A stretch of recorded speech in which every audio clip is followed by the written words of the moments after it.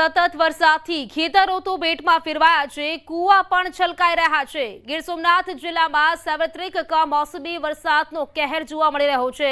આ કમોસમી વરસાદે એવો તે કહેર મચાવ્યો કે પહેલા ખેતરો બેટમાં ફેરવાયા અને બાદમાં નદી નાળા અને વોકળા વહેતા થઈ ગયા।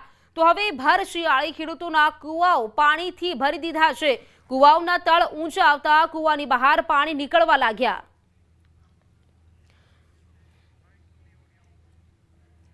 પરંતુ છેલ્લા 24 કલાકની અંદર ગીર સોમનાથ જિલ્લાની અંદર કમોસમી વરસાદે કહેર મચાવ્યો છે અને તેમના કારણે ખેડૂતોના ખેતરો તો બેટમાં ફેરવાયા છે, પરંતુ નદીઓ છે તેમણે પણ રૌદ્ર સ્વરૂપ ધારણ કર્યું છે। તો સાથે સાથે ભર શિયાળે કૂવાઓ છે તે પણ હવે જમીનની બહાર એટલે કે જમીનથી ઊંચા થયા છે અને કૂવાઓનું તળ છે તે ઊંચું આવવાને કારણે કૂવાઓમાંથી પાણી છે તે હવે બહાર નીકળી રહ્યું છે। જોઈ શકાય છે જે પ્રમાણે આ ખેડૂતનો કૂવો છે અને કૂવાનું લેવલ છે તે જમીન કરતાં પણ 2 ફૂટ ઊંચું છે અને તેમ છતાં પણ આ કૂવામાંથી પાણી છે તે હવે બહાર નીકળી રહ્યું છે। એટલે કૂવાઓ અને જમીનનું તળ છે તે સતત વધી રહ્યું છે, તે પણ હવે સંપૂર્ણ નાશ પામશે, કારણ કે ખેતરોમાં જે વરાપ થશે તે વરાપ લેવામાં જ હજુ 15 દિવસનો સમય લાગી શકે છે। ત્યારે એક તરફ કમોસમી વરસાદે કહેર વેચાવ્યો છે, બીજી તરફ વરસાદ છે તે વિરામ લેવાનું નામ નથી લઈ રહ્યો અને છેલ્લા 24 કલાકની અંદર 4 થી લઈ અને 8 ઇંચ જેટલો વરસાદ પડવાને લઈ ગીરના ખેડૂતો છે હાલ મુશ્કેલીમાં મુકાયા છે।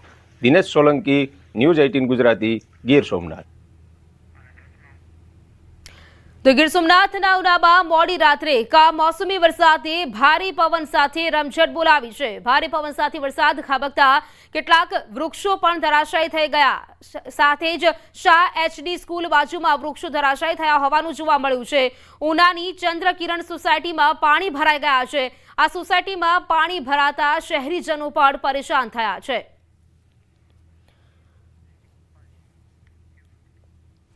વાત કરીએ કોડીનારના અરણેજ ગામમાં પાણી ઘૂસી આવ્યા। નીચાણવાળા કેટલાક વિસ્તારોમાં પાણી ઘૂસી ગયા છે। અરણેજ ગામ સહિત ઉપરવાળા વિસ્તારોમાં પણ ભારે વરસાદના કારણે પાણીએ સામ્રાજ્ય જમાવ્યું। હજુ વરસાદ વરસે તો ગામમાં સ્થિતિ વણસી શકે તેમ છે।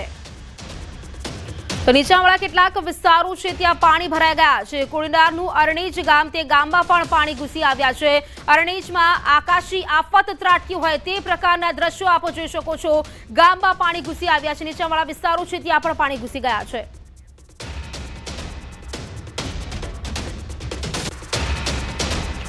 તો સવારે 10 સુધી 5 જિલ્લા ખૂબ જ સાવધાન। 5 જિલ્લામાં સવારે 10 વાગ્યા સુધી રેડ એલર્ટ આપવામાં આવ્યું છે। દક્ષિણ સૌરાષ્ટ્રના 5 જિલ્લામાં રેડ એલર્ટ આપવામાં આવ્યું છે। ભાવનગર, અમરેલી, ગીર સોમનાથ, જૂનાગઢ, પોરબંદરમાં રેડ એલર્ટ આપવામાં આવ્યું છે। તો 8 જિલ્લામાં સવારે 10 વાગ્યા સુધી ઓરેન્જ એલર્ટ આપવામાં આવ્યું છે। તો લગભગ 5 એવા જિલ્લાઓ છે જ્યાં સવારે 10 વાગ્યા સુધી રેડ એલર્ટ આપવામાં આવ્યું છે। દક્ષિણ સૌરાષ્ટ્રના જિલ્લાઓ છે જ્યાં રેડ એલર્ટ આપવામાં આવ્યું છે। જામનગર છે, ભાવનગર છે ત્યાં રેડ એલર્ટ છે। તો સવારે 8 જિલ્લા એવા છે કે જ્યાં ઓરેન્જ એલર્ટ જાહેર કરવામાં આવ્યું છે।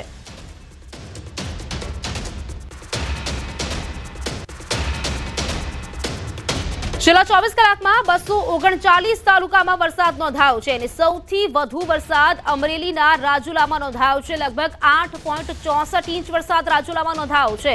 ભાવનગરના મહુવામાં 7.36 ઇંચ વરસાદ, સૂત્રાપાડામાં 6.96 ઇંચ, ઉનામાં 5.64 ઇંચ વરસાદ નોંધાયો છે। તો ગળતેશ્વરમાં 5.64 ઇંચ વરસાદ, લીલિયામાં 5.48 ઇંચ વરસાદ, ગીર ગઢડામાં 5.24 ઇંચ, વેરાવળમાં 5 ઇંચ વરસાદ, સાવરકુંડલામાં 4.96, કોડીનારમાં 4.92 ઇંચ વરસાદ નોંધાયો છે। ખાંભા અને વડોદરામાં 4.88 ઇંચ વરસાદ નોંધાયો છે। 125 એવા તાલુકા છે જ્યાં 1 ઇંચથી વધુ વરસાદ નોંધાયો છે।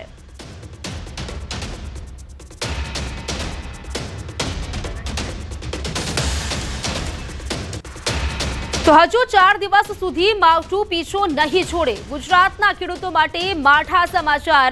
માવઠા અંગે હવામાન વિભાગે મોટી આગાહી કરી છે। આવતા દિવસોમાં ગુજરાતમાં વરસાદની તીવ્રતા વધશે। હાલ પડતા વરસાદ કરતાં પણ વધુ વરસાદ થઈ શકે છે। આજે પણ ઘણા ભાગોમાં ભારે વરસાદની આગાહી કરવામાં આવી છે અને અમદાવાદમાં આજે હળવા વરસાદની આગાહી કરવામાં આવી છે। 29, 30 અને 31મી ઓક્ટોબરે ગુજરાતમાં ઓરેન્જ એલર્ટ આપવામાં આવ્યું છે। 29 થી 31 સુધી ઘણા ભાગમાં અતિ ભારે વરસાદ થઈ શકે છે। ગાજવીજ સાથે જ 30 થી 40 કિલોમીટરની ઝડપે પવન ફૂંકાઈ શકે છે। માછીમારોને હજુ 4 દિવસ દરિયો ન ખેડવા માટે તાકીદ કરાઈ છે।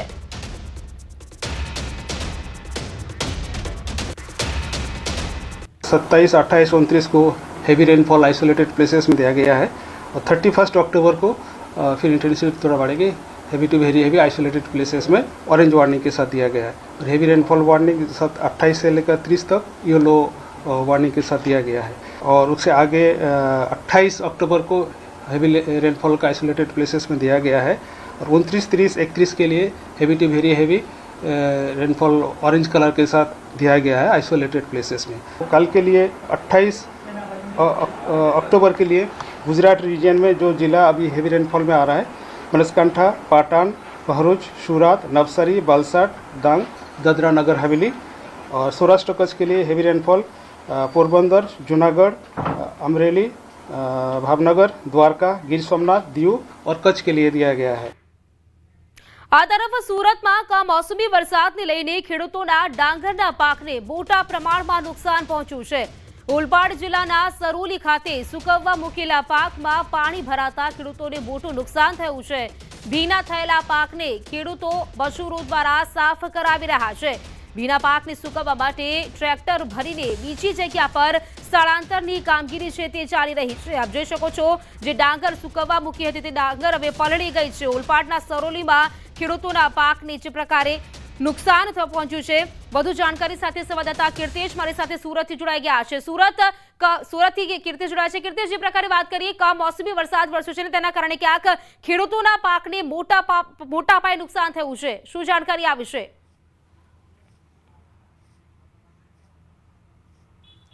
બિલકુલ પ્રીતિ, 2025નું વર્ષ ચોક્કસ ખેડૂતો માટે ખૂબ જ ખરાબ રહ્યું છે। કારણ કે હું પહેલાં દ્રશ્ય બતાવવા માગીશ કે ઓલપાડના સરોલી ખાતે જે સુકાવા મૂકેલી ડાંગર હતી, કમોસમી વરસાદને લઈને બધી ડાંગર પલળી ગઈ છે અને આ ડાંગરમાં ફનગા ફૂટી ગયા છે। એટલે કે આ ડાંગર હવે કોઈ જ કામની નથી રહી અને હવે જો કદાચ આ સુકાવવામાં આવે તો કાળી પડી જાય, એટલે કે આ પશુને ખવડાવવા સિવાય હવે કામ લાગે તેવું નથી।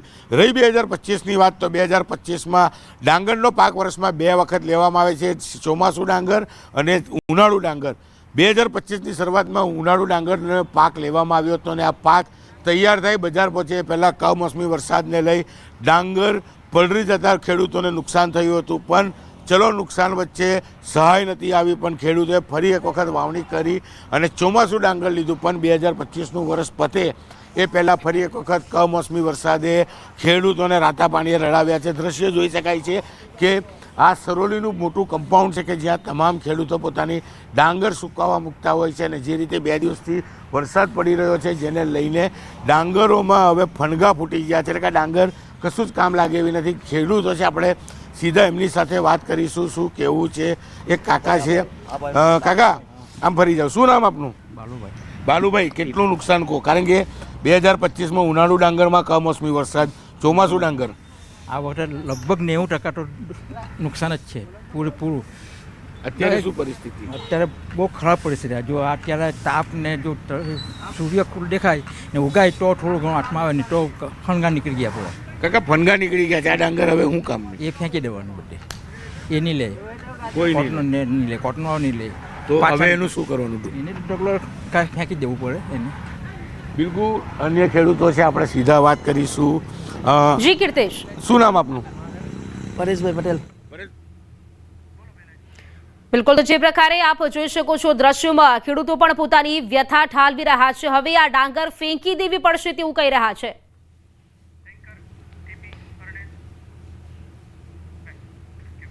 કોડીનારના અરણેજ ગામમાં પાણી ઘૂસ્યા, નીચાણવાળા કેટલાક વિસ્તારોમાં પાણી ઘૂસી ગયા છે। અરણેજ ગામ સહિત ઉપરવાળા વિસ્તારોમાં પણ ભારે વરસાદના કારણે પાણીએ સામ્રાજ્ય જમાવ્યું છે। હજુ વરસાદ વરસે તો ગામમાં સ્થિતિ વણસી શકે તેમ છે। તો જે પ્રકારે આપ જોઈ શકો છો ગામમાં પાણી ઘૂસી આવ્યા છે।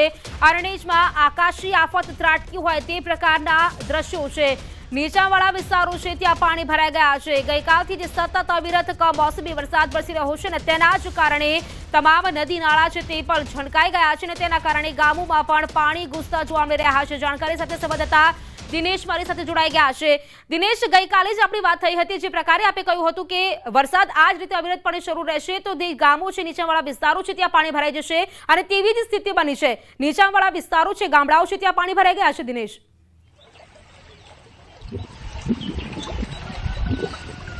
જી બિલકુલ પ્રીતિ, ખાસ કરીને છેલ્લા 4 દિવસથી ગીર સોમનાથ જિલ્લાની અંદર અવિરત કમોસમી વરસાદ છે તે વરસી રહ્યો છે અને હવે ધીરે ધીરે ગામડાઓની સ્થિતિ છે તે પણ દયજનક બની રહી છે. હું સીધા આપને દ્રશ્યના માધ્યમથી બતાવીશ, કારણ કે આ જે દ્રશ્યો છે તે કોડીનાર તાલુકાના અરણેજ ગામના છે અને અરણેજ ગામની અંદર ગોઠણ સમાજે આ નિશાણવાળો વિસ્તારો છે, સોસાયટી વિસ્તાર કહેવાય છે, કે ત્યાં આગળ ગોઠણ સમા પાણી છે તે ભર્યા છે.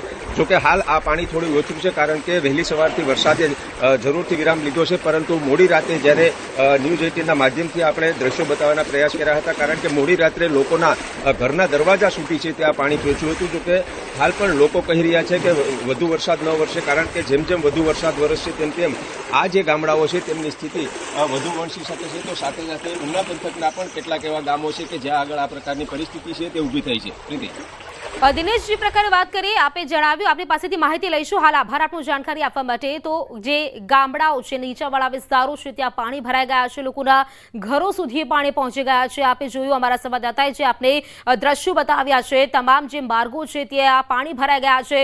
ઠેર ઠેર પાણી ભરાઈ જવાના કારણે જનજીવન ખોરવાયું છે. અવરજવર કરતા લોકો છે તેમને હાલાકી પડી રહી છે.